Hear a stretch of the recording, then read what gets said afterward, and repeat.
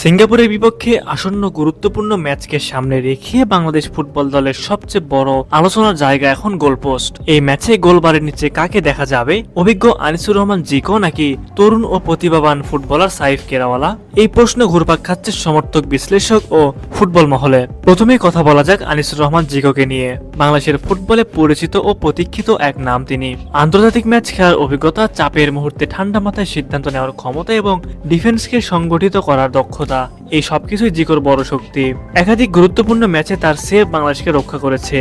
বিশেষ করে শক্ত প্রতিপক্ষের বিপক্ষে ম্যাচে অভিজ্ঞ গোলরক্ষকের প্রয়োজনীয়তা সবসময়ই আলাদা গুরুত্ব দেয়। সেই জায়গা থেকে জিকো এখনো বাংলাদেশের জন্য মূল্যবান একজন খেলোয়াড়। তবে বাস্তবতা হলো, সাম্প্রতিক কিছু বিতর্কিত ঘটনার কারণে তাকে জাতীয় দলের বাইরে থাকতে হয়েছে। শৃঙ্খলা ও আচরণগত বিষয়গুলো আধুনিক ফুটবলে অত্যন্ত গুরুত্বপূর্ণ, বিশেষ করে জাতীয় দলের ক্ষেত্রেও। যদিও এসব কারণে তিনি দলে নেই, তবুও তার গোলকিপিং দক্ষতা নিয়ে কোনো প্রশ্ন নেই। যদি তিনি নিজেকে ফিট রাখেন, ফর্মে থাকেন এবং আচরণগত দিক থেকে ইতিবাচক পরিবর্তন আনেন, তাহলে গুরুত্বপূর্ণ আন্তর্জাতিক ম্যাচে যেমন সিঙ্গাপুরের বিপক্ষে তাকে আবারও বিবেচনায় আনা যেতেই পারে, কারণ অভিজ্ঞতা অনেক সময় ম্যাচের ভাগ্য গড়ে দেয়। অন্যদিকে সাইফ কেরাওয়ালা একেবারে ভিন্ন প্রোফাইলের গোলকিপার। তরুণ, ফিট এবং আধুনিক ফুটবলের সঙ্গে মানানসই রিফ্লেক্স ও অ্যাথলেটিক ক্ষমতার অধিকারী এই গোলরক্ষক বর্তমানে দারুণ ছন্দে রয়েছেন।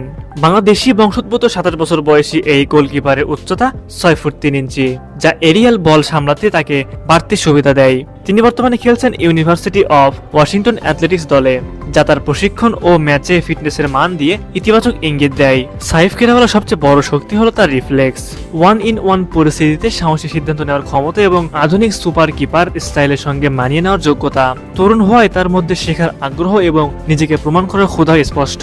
বাংলাদেশের গোলকিপিং সমস্যার দীর্ঘমেয়াদী সমাধান হিসেবে বাহুবে চাইলে তাকে আগামী মার্চ থেকে জাতীয় দলের হয়ে খেলানোর পরিকল্পনা করতে পারে। তবে আন্তর্জাতিক অভিজ্ঞতার অভাব এই মুহূর্তে তার সবচেয়ে বড় চ্যালেঞ্জ। সব মিলিয়ে সিঙ্গাপুর ম্যাচে গোল পোস্টে কাকে দরকার, এই প্রশ্নের উত্তর সহজ নয়।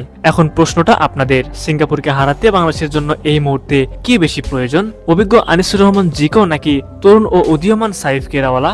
এই বিষয়ে আপনারা কি ভাবছেন তা আমাদের অবশ্যই কমেন্ট করে জানাবেন।